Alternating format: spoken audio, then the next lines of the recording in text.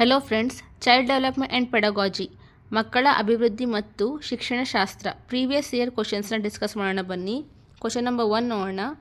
Which of the following is not related to child centred teaching and learning?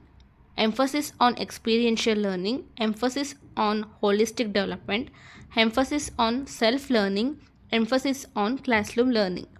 ಕೆಳಗಿನವುಗಳಲ್ಲಿ ಯಾವುದು ಮಕ್ಕಳ ಕೇಂದ್ರಿತ ಬೋಧನೆ ಮತ್ತು ಕಲಿಕೆಗೆ ಸಂಬಂಧಿಸಿಲ್ಲ? ಅನುಭವದ ಕಲಿಕೆಗೆ ಒತ್ತು, ಸಮಗ್ರ ಅಭಿವೃದ್ಧಿಗೆ ಒತ್ತು, ಸ್ವಯಂ ಕಲಿಕೆಗೆ ಒತ್ತು, ತರಗತಿಯ ಕಲಿಕೆಗೆ ಒತ್ತು. ಈ ಕ್ವಶನ್ನ correct answer option D, emphasis on classroom learning, ತರಗತಿಯ ಕಲಿಕೆಗೆ ಒತ್ತು. ಯಾಕೆಂದರೆ ಇಲ್ಲಿ not related to child centre teaching ಅಂತ ಇದೆ. ಅದರಿಂದ ಕ್ವಶನ್ ನಂಬರ್ 1ಗೆ ಆಪ್ಷನ್ ಡಿ, ತರಗತಿಯ ಕಲಿಕೆಗೆ ಒತ್ತು ಅನ್ನೋದು ಕರೆಕ್ಟ್ ಆನ್ಸರು ಫ್ರೆಂಡ್ಸ್.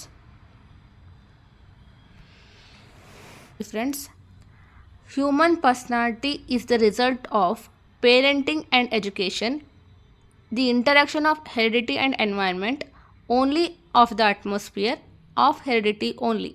ಮಾನವ ವ್ಯಕ್ತಿತ್ವವು ಅದರ ಫಲಿತಾಂಶವಾಗಿದೆ. ಪಾಲನೆ ಮತ್ತು ಶಿಕ್ಷಣದ ಬಗ್ಗೆ ಆನುವಂಶಿಕತೆ ಮತ್ತು ಪರಿಸರದ ಪರಸ್ಪರ ಕ್ರಿಯೆ, ವಾತಾವರಣದಿಂದ ಮಾತ್ರ, ಆನುವಂಶಿಕತೆಯಿಂದ ಮಾತ್ರ.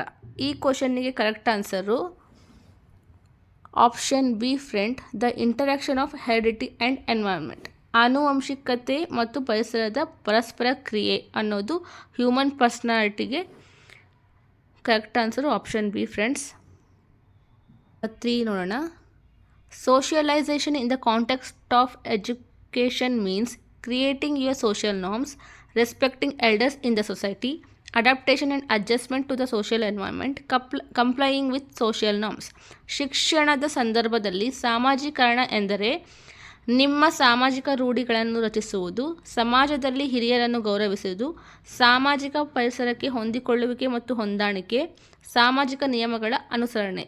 ಕ್ವಶನ್ ನಂಬರ್ 3ಗೆ correct answer adaptation and adjustment to the social environment. ಸಾಮಾಜಿಕ ಪರಿಸರಕ್ಕೆ ಹೊಂದಿಕೊಳ್ಳುವಿಕೆ ಮತ್ತು ಹೊಂದಾಣಿಕೆ ಅನ್ನೋದು correct answer friends. Question number 4 ನೋಡೋಣ ಬನ್ನಿ. Which is not a guiding principle of NCF 2005? Connecting knowledge to life outside the school, get rid of rote to increase the arithmetic ability in the students, flexible examination system. ಯಾವುದು NCF 2005ರ ಮಾರ್ಗದರ್ಶಿ ತತ್ವವಲ್ಲ? ಶಾಲೆಯ ಹೊರಗಿನ ಜೀವನಕ್ಕೆ ಜ್ಞಾನವನ್ನು ಸಂಪರ್ಕಿಸುವುದು, ಭ್ರಮೆ ತೊಡೆದುಹಾಕಲು, ವಿದ್ಯಾರ್ಥಿಗಳಲ್ಲಿ ಅಂಕಗಣಿತದ ಸಾಮರ್ಥ್ಯವನ್ನು ಹೆಚ್ಚಿಸುವುದು, ಹೊಂದಿಕೊಳ್ಳುವ ಪರೀಕ್ಷಾ ವ್ಯವಸ್ಥೆ. ಕ್ವಶನ್ ನಂಬರ್ 4ನ correct answer to increase the arithmetical ability in the student. ವಿದ್ಯಾರ್ಥಿಗಳಲ್ಲಿ ಅಂಕಗಣಿತದ ಸಾಮರ್ಥ್ಯವನ್ನು ಹೆಚ್ಚಿಸುವುದು ಅನ್ನೋದು ಕರೆಕ್ಟ್ ಆನ್ಸರು ಫ್ರೆಂಡ್ಸ್. ನೋಡೋಣ friends. Why are errors important as per NCF 2005? An important tool in classifying the group of students who have passed and failed, provides a way of teaching to children, provides an insight into the thinking of children, provides space for some children to be taken out in the classroom. NCF 2005ರ ಪ್ರಕಾರ ದೋಷಗಳು ಏಕೆ ಮುಖ್ಯವಲ್ಲ?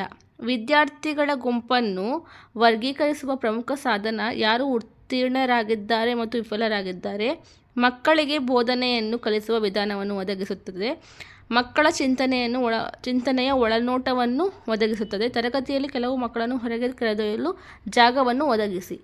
Question number 5ನ correct answer option C, provides an insight into the thinking of children. ಮಕ್ಕಳ ಚಿಂತನೆಯ ಒಳನೋಟವನ್ನು ಒದಗಿಸುತ್ತದೆ ಅನ್ನೋದು ಕರೆಕ್ಟ್ ಆನ್ಸರು ಫ್ರೆಂಡ್ಸ್. ಇವತ್ತಿಗೆ ಇಷ್ಟೇ friends. Thank you so much. Take care. Bye.